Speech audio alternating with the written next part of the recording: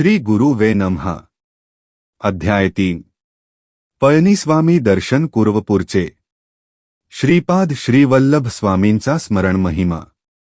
विचित्रपूर सोडून मी 3 दिवस प्रवास केला। मार्गात अन्नपाण्याची व्यवस्था ईश्वर कृपेने होत होती। चौथ्या दिवशी अग्रहारपूरला पोहोचलो।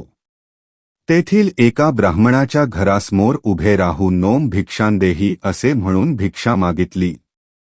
त्या घरातून एक अतिशय क्रोधायमान झालेली एक स्त्री बाहेर आली। ती म्हणाली, भात नाही, काहीच नाही। मी थोडा वेळ तसाच दारासमोर उभा राहिलो।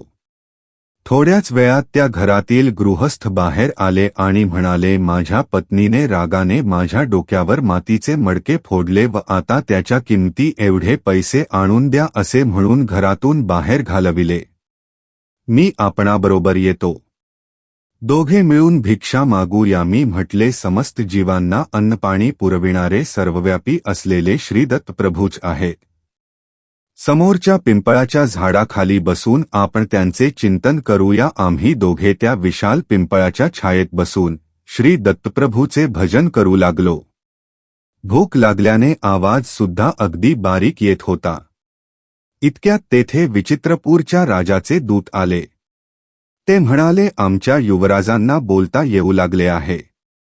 राजेसाहेबांनी तुम्हाला घेऊन या अशी आज्ञा केली आहे। आपण आमच्याबरोबर घोड्यावर चलावे। मी म्हणालो, मी एकटा येणार नाही। माझ्याबरोबर माझ्या मित्रास येऊ देत असल्यास मी येईन।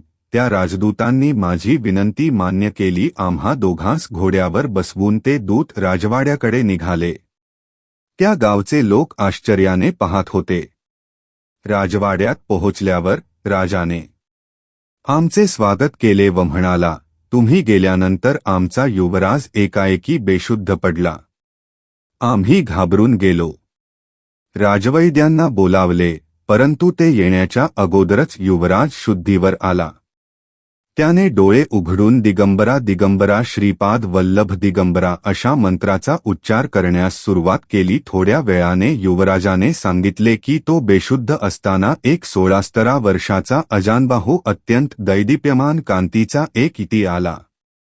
त्याने युवराजाच्या जिभेवर विभूती घातली आणि त्याच क्षणी त्याला वाचा प्राप्त झाली। राजाने विचारले, ते इती कोण होते? श्रीदत्त प्रभूशी त्याचे काय नाते आहे? हे सारे विस्तारपूर्वक सांगावे। मी सांगितले। युवराजाला दिसलेले 16 वर्षाचे दिव्य स्वरूप इति श्री श्रीपाद श्रील्लभ होते। त्यांनीच युवराजास वाचा प्रदान केली। ते श्रीदत्त प्रभूचे कलियुगातील अवतार आहेत। त्यांच्या दर्शनासाठीच मी कुरवपूर क्षेत्री जात आहे। मार्गात अनेक पुण्यपुरुषांचे संत महात्म्यांचे दर्शन होत आहे। दरबारातील सर्व लोकांनी श्रीपाद श्रीवल्लभांचा एकमुखाने जय जयकार केला। राजाने मला व माझ्याबरोबर आलेल्या त्या गृहस्थास सुवर्णमुद्रा दान दिल्या। त्या घेऊन आम्ही निघालो। राजाच्या राजगुरूने म्हटले, आपणामुळे आमचा ज्ञानोदय झाला व दत्तमहिमा कळला। आम्ही आतापर्यंत वैष्णव व शैव या भेदात पाप्स करीत होतो। आपणच आम्हास खरा मार्ग दाखविला। आमच्याबरोबर माधव नंबुद्री नावाचा एक ब्राह्मण सुद्धा कुरवपुरास श्री स्वामींच्या दर्शनास निघाला। आम्ही तिघे विचित्रपूर सोडून अग्रहारपूर या गावी आलो। माझ्याबरोबर आलेल्या अग्रहारपूरच्या गृहस्थाने राजाने दिलेल्या सुवर्ण मुद्रा आपल्या पत्नीस दिल्या। ती अत्यंत आनंदित झाली। तिने सर्वांना यथेच्छ भोजन दिले। त्यानंतर ती श्री श्रीपाद श्रीवल्लभांची भक्त झाली। मी आणि माधव नंबुद्री चिदंबरमकडे जाण्यास निघालो। सध्याच्या गुंटूर गर्तपुरी मंडलातील नंबुरू गावात अनेक विद्वान ब्राह्मणांचे वास्तव्य होते। मल्याळ देशातील राजाने नंबुरू येथील अनेक विद्वान पंडितांना आपल्या देशात बोलावून त्यांना राजाश्रय दिला होता। हेच ब्राह्मण नंबुद्री ब्राह्मण या नामवाने प्रसिद्ध झाले। हे आचार संपन्न असून परमेश्वरावर दृढ श्रद्धा असलेले वेदसंपन्न ब्राह्मण होते। परंतु माझ्याबरोबर असलेला माधव नंबुद्री लहानपणीच मातापित्याच्या छत्राला मुकला असल्याने निरक्षर होता। त्याची श्री दत्तप्रभूंवर मात्र गाढ श्रद्धा होती। चिदंबरमला गेल्यावर तेथे श्री पळणीस्वामी नामवाचे एक सिद्ध महात्मा असल्याचे कळले. त्यांच्या दर्शनासाठी पर्वतावरील त्यांच्या एकांतात असलेल्या गुहेकडे गेलो. गुहेच्या द्वाराजवळ जाताच पळणीस्वामींनी आम्हाला बघून माधवा, शंकरा, दोघे मिळून आलात, आमचे अहोभाग्य असे म्हणाले. प्रथम भेटीतच नाव माहीत नसताना आम्हास नामवाने हाक मारणारे हे सिद्ध महात्मे आहे, यात तेमात्र संशय नव्हता. स्वामी म्हणाले, बाबांनो, श्रीपाद श्रीवल्लभांच्या आज्ञेनुसार मी हा देह त्यागून दुसऱ्या तरुण अशा देहात प्रवेश करणार आहे. ती वेळ आता आली आहे. मी या शरीरात 300 वर्षे आहे. या देहाचा त्याग करून नूतन शरीरात पुन्हा 300 वर्षे राहावे अशी श्रीपादांची आज्ञा झाली आहे. जीवनमुक्त झालेले जन्ममरण रूप सृष्टीक्रमाला अतीत असलेले आणि समस्त सृष्टीला चालविणारा महासंकल्प म्हणजेच श्री श्रीपाद श्रीवल्लभ. पुढे पळणीस्वामी म्हणाले, अरे शंकरा, तू विचित्रपुरीतील कणाद महर्षीच्या कणाद सिद्धांताविषयी बोलला होतास, त्याचे वर्णन करून सांग. कणाद महर्षीचा कण सिद्धांत. स्वामींच्या प्रश्नाला उत्तर देताना मी म्हणालो, स्वामी मला क्षमा करा. कणाद महर्षीच्या विषयी व त्यांच्या सिद्धांताच्या बाबतीत मला फारच थोडी माहिती आहे. मी सांगितलेली माहिती ही श्री दत्तप्रभूंनीच माझ्या तोंडून वदविली होती. हे तर स्वामींना ज्ञात आहेच. करुणास्वरूप पळणीस्वामींनी कण सिद्धांत सांगण्यास सुरुवात केली ते म्हणाले, समस्त सृष्टी सुद्धा परममूल अशा अणूंनी निर्माण झाली आहे. त्या परमाणूंपेक्षा सूक्ष्म अशा कणांच्या अस्तित्वाने विद्युत शक्ती उद्भवते. हे सूक्ष्म कण महावेगाने आपापल्या कक्षेमध्ये परिभ्रमण करीत असतात. स्थूल सूर्याभोवती ग्रह आपल्या भिन्न भिन्न कक्षेतून परिभ्रमण करीत असतात. त्याचप्रमाणे हे सूक्ष्म कण सुद्धा आपल्या केंद्रबिंदूस अनुसरून परिभ्रमण करीत असतात. या सूक्ष्म कणापेक्षा सूक्ष्म अशा स्थितीत प्राणिमात्रांचे समस्त भावोद्वेगाचे स्पंदन चालू असते. स्पंदनशील अशा जगात काहीच स्थिर नाही. चंचलता हा याचा स्वभाव आहे. क्षणोक्षणी बदलणे याचा स्वभाव आहे. या स्पंदनापेक्षा सूक्ष्म स्थितीत दत्तप्रभूचे चैतन्य असते. यावरून मला सर्वात महत्वाचे म्हणजे सूक्ष्म असलेल्या सगळ्यांपेक्षाही सूक्ष्म असलेल्या श्री दत्तप्रभूचा अनुग्रह मिळविणे जितके सोपे आहे, तितकेच कठीण सुद्धा आहे. प्रति कणाचे अनंत भाग केले असता एक एक कणाचा भाग शून्यासमान होतो. अनंत अशा शून्यांचे फलस्वरूपच ही चराचर सृष्टी आहे. पदार्थ सृष्टी ज्या प्रकारे होते त्याचप्रमाणे व्यतिरेकी पदार्थाची सुद्धा असते. या दोहोचे मिश्रण झाल्यास व्यतिरेक पदार्थांचा नाश होतो. पदार्थाचे गुणात सुद्धा फरक होतो. अर्चावतारात प्राणप्रतिष्ठा केली असता ती मूर्ती चैतन्यवंत होऊन भक्ताची मनोकामना पूर्ण करते. सर्व मंत्र कुंडलिनी शक्तीमध्ये असतात. गायत्री मंत्र सुद्धा ह्या शक्तीमध्ये सामावलेला असतो. गायत्री मंत्रात 3 पाद आहेत. निर्गुण ब्रह्मास सूचित करते असा सर्वसाधारण समज आहे. परंतु या मंत्रात 4था पाद सुद्धा आहे. तो असा परोर्सी सावदोम चतुष्पाद गायत्री कुंडलिनी शक्ती 24 तत्वापासून या विश्वाची निर्मिती करते. गायत्री मंत्रात 24 अक्षरे आहेत. 24 संख्येला गोकुळ असे सुद्धा नाम आहे. गो म्हणजे 2, कुळ म्हणजे 4. ब्रह्मस्वरूपात कोणताच बदल होत नाही. परिवर्तनातीत असते म्हणून ते 9 या संख्येने सूचित केले जाते. आणि ही संख्या महामायेचे स्वरूप दर्शविणारी आहे. श्रीपाद श्रीवल्लभाचे भक्तगण त्यांना 2 चौपाती देवलक्ष्मी असे म्हणत असत. सर्व जीवांचा पतिस्वरूप परब्रह्मच आहे. म्हणून पतिदेव म्हणजे 9 संख्या, लक्ष्मी म्हणजे 8 संख्या, 2 म्हणजे 2 संख्या, चौ म्हणजे 4 संख्या सूचित करते. म्हणून 2 चौपती लक्ष्मी याचा अपभ्रंश होऊन 2 चौपाती देवलक्ष्मी असा झाला. हे सर्व जीवांना 2498 या संख्येची आठवण करून देत असे. गोकुळामध्ये परब्रह्म पराशक्तीच हे श्रीपाद श्रीवल्लभ या रूपानेच आहे. श्रीकृष्ण परमात्मा हे श्रीपाद श्रीवल्लभ आहे. गायत्री मंत्राचे स्वरूप त्यांच्या निर्गुण पादुके समान आहे. स्वामी पुढे म्हणाले, बाबा शंकरा, स्थूल मानव शरीरात 12 प्रकारचे भेद आहेत. सर्वांना अनुभवास आलेले स्थूल शरीर सूर्याच्या प्रभावात आलेले आहे. श्रीपाद श्रीवल्लभ. पीठिकापुरम येथे मानवशरीराने अवतार घेण्यापूर्वी सुमारे 108 वर्षे या प्रदेशात आले होते. त्यांनी माझ्यावर अनुग्रह केला होता. सध्या ज्या रूपात ते कुरुपूर क्षेत्रात आहेत त्याच रूपात तेव्हा ते येथे आले होते. त्यावेळी आश्चर्यकारक घटना घडली. हिमालयातील काही महायोगी बद्रीकेदार तीर्थ क्षेत्रातील बद्रीनारायणाची ब्रह्मकमळे अर्पण करून पूजा करीत होते. ती बद्रीनारायणाच्या चरणी वाहिलेली ब्रह्मकमळे श्रीपाद श्रीवल्लभांच्या चरणांवर येऊन पडत. हे दृश्य आम्ही स्वतः नेत्राने पाहिले होते. पळणीस्वामीच्या त्या दिव्य वक्तव्याने मी अगदी भारावून गेलो. अंगी रोमांच उठू लागले. मी त्यांना विचारले, ब्रह्मकमळ म्हणजे काय? ते कोठे मिळतात? त्या फुलांनी पूजा केली असता श्रीदत्त प्रभू संतुष्ट होतात असे आपल्या सांगण्यावरून कळाले. तरी कृपा करून आपण माझ्या शंकेचे समाधान करावे. ब्रह्मकमळाचे स्वरूप. माझ्या विनंतीला मान देऊन श्री पळणीस्वामी स्नेहपूर्ण नजरेने माझ्याकडे पाहत म्हणाले, श्री महाविष्णूंनी श्री सदाशिवाची ब्रह्मकमळाने पूजा केली होती. श्री विष्णूंच्या नाभीतील कमळाला सुद्धा ब्रह्मकमळ असेच म्हणतात. दिव्य लोकातील ब्रह्मकमळास मान भूमंडलातील हिमालयामध्ये हे कमळ सापडते. सुमारे 12,000 फुटावर हिमालयात वर्षातून एकदाच हे उमलते. अर्धरात्रीच्या वेळी हे फूल उमलते आणि उमलत असताना सभोवतालचा परिसर अद्भुत सुवासाने भरून जातो. हिमालयातील साधक महात्मे अशा ब्रह्मकमळाच्या शोधात असतात. शरद ऋतूपासून वसंत ऋतूपर्यंत हे बर्फामध्येच असतात. चैत्रमासाच्या आरंभी हे बर्फातून बाहेर पडते.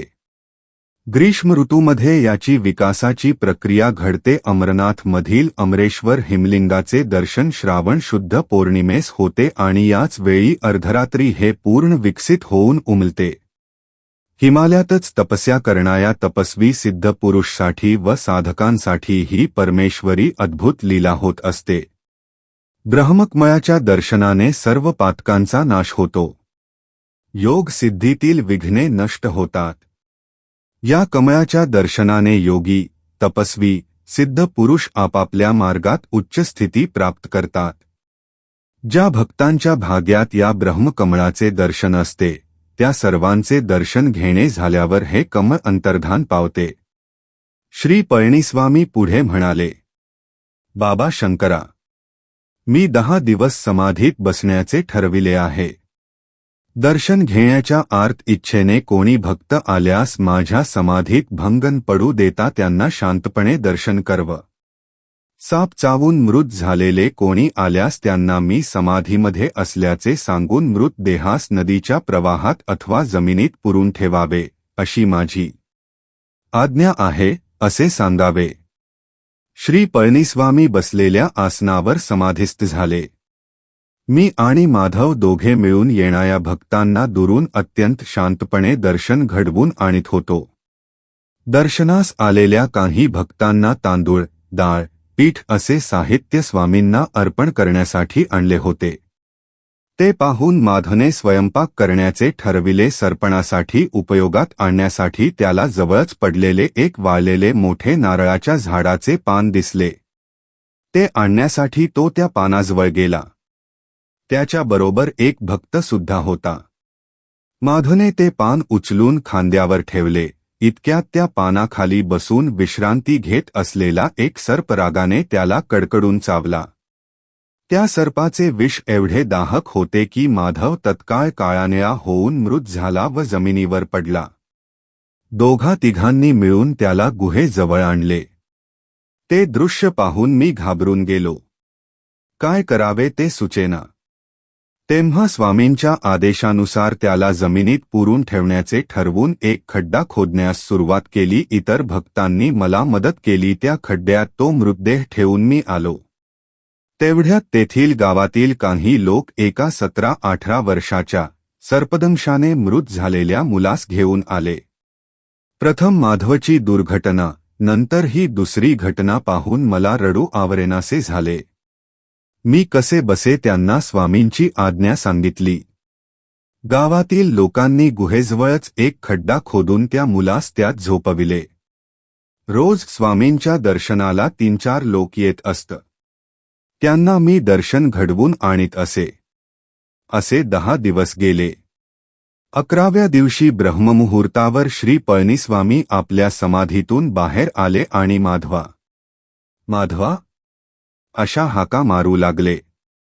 मी रडत रडत झालेली घटना त्यांना सांगितली. स्वामींनी मला समजविले. त्यांनी योगदृष्टीने माझ्याकडे पाहिले. तेव्हा माझ्या पाठीच्या कण्यात थोडे चलन-वलन झाल्यासारखे वाटले व ते दुखू लागले. नंतर पुन्हा एकदा अगदी प्रसन्न चित्ताने माझ्याकडे पाहिले आणि माझी सारी वेदना नष्ट झाली. स्वामी मला म्हणाले, बाबा शंकरा, माधवला श्रीपाद श्रीवल्लभांचे दर्शन स्थूल शरीराने होणार नव्हते.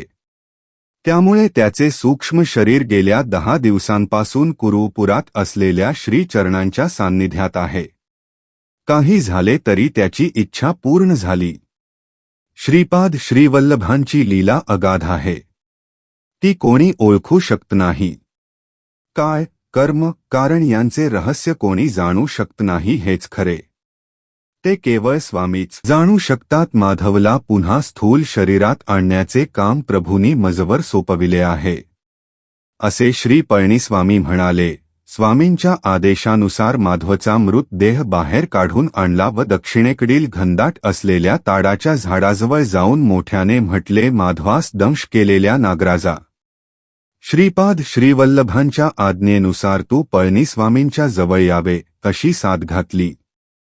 श्री पळणीस्वामींनी आपल्या वस्त्रातून 4 कवड्या काढल्या व त्या मृतदेहाच्या चारी बाजूस ठेवल्या. थोड्याच वेळात त्या कवड्या उंच उडाल्या व आकाशात चारी दिशांनी गेल्या. 5-10 मिनिटातच उत्तरेकडून एक साप आला. स्वामींच्या 4 कवड्या त्याच्या फण्यात रुतून बसल्या होत्या, त्यामुळे तो त्रस्त होऊन फुस फुस असा ध्वनी करीत होता. स्वामींनी माधवच्या शरीरातील विष काढून घेण्यास सांगितले. सर्पदंश ज्या ठिकाणी झाला होता तेथूनच त्याने सर्व विष काढून घेतले. श्री पळणीस्वामींनी श्रीपाद श्रीवल्लभांना मनोमनी नमस्कार केला व त्या सर्पावर मंत्रोदक शिंपडले. तो सर्प स्वामींच्या पदकमलांना स्पर्श करून व त्यांना 3 प्रदक्षिणा घालून निघून गेला. श्रीदत्त भक्तांना अन्नदान केल्याचे फळ. श्री पळणीस्वामी म्हणाले, अरे शंकरा, हा साप गेल्या जन्मी एक स्त्री होता. तिने आयुष्यात थोडे पाप थोडे पुण्य केले होते. तिने एका दत्तभक्ताला जेवू घातले होते. हा पुण्याचा भाग होता. यथाकाली तिने देह सोडल्यावर यमदूत तिला यमराजांकडे घेऊन गेले. तिला यमराज म्हणाले, तू एकदा एका दत्तभक्तास जेवण दिलेस, त्याचे विशेष पुण्य तुला लाभले आहे. तुला पाप प्रथम भोगायचे आहे का पुण्यफल? ती स्त्री म्हणाली, थोडे आहे ते मी प्रथम भोगते. त्याप्रमाणे तिला पापयोनीत सर्पाच्या योनीत जन्म मिळाला. तिची वृत्ती सर्वांना हानी करण्याची असल्याने वाटेत जो कोणी आडवा येईल त्याला ती चावत असे. ती स्त्री मानव जन्मात रजोगुणी असल्याने तिच्या केवळ जवळ गेलेल्या माधवास तिने दंश केला होता.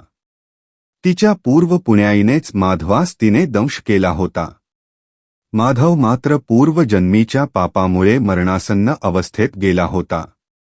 कालांतराने श्रीपाद श्रीवल्लभांच्या कृपेने त्या स्त्रीची सर्पयोनीतून मुक्तता झाली. योग्य व्यक्तीस केलेल्या अन्नदानाचे फळ.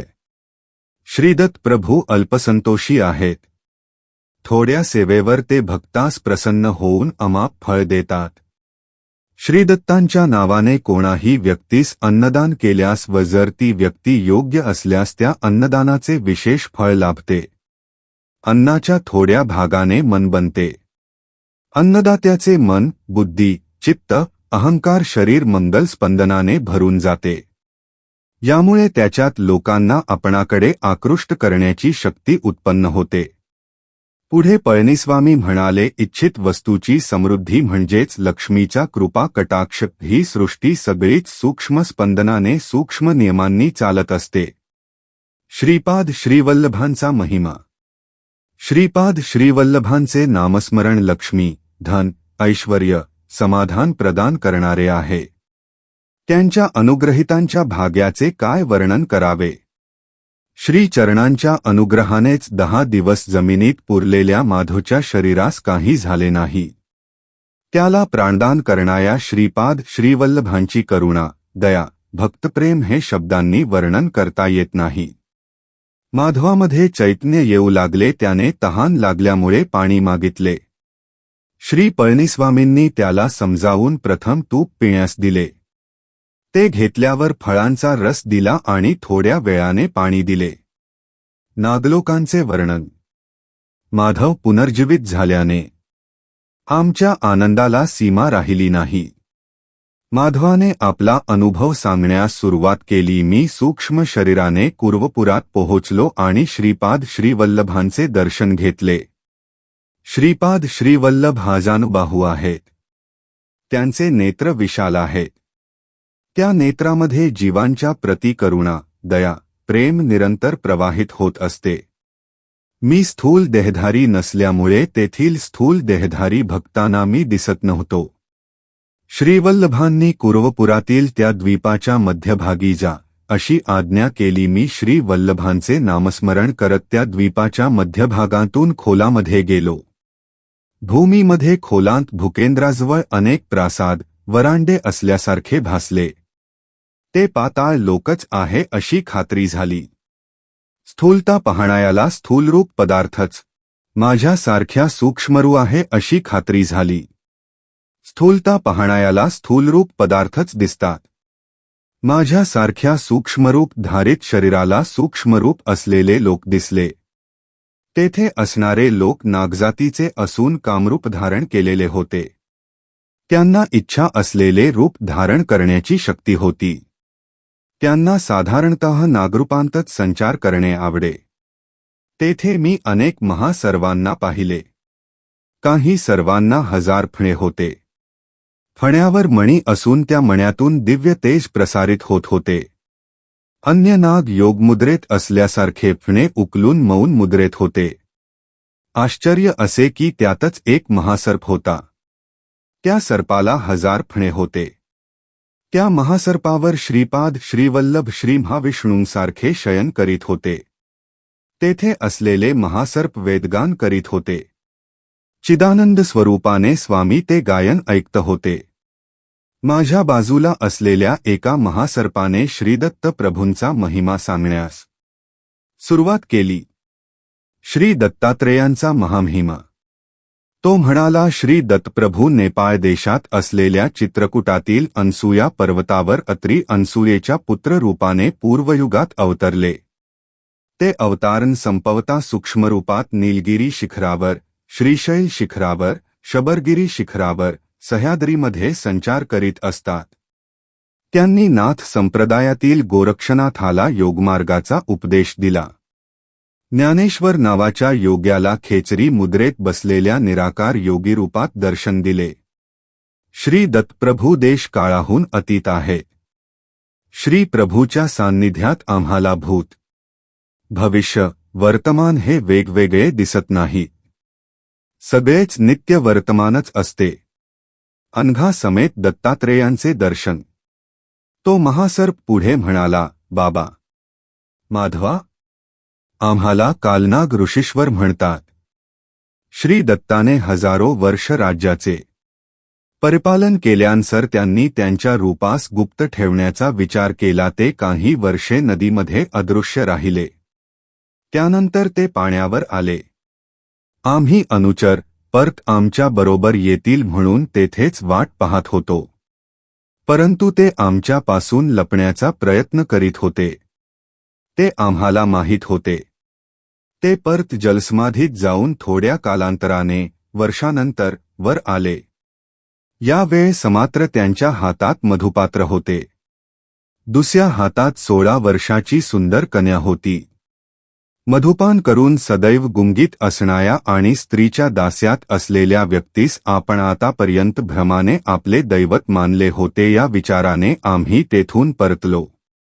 त्याचवेळी ते दोघेही अदृश्य झाले.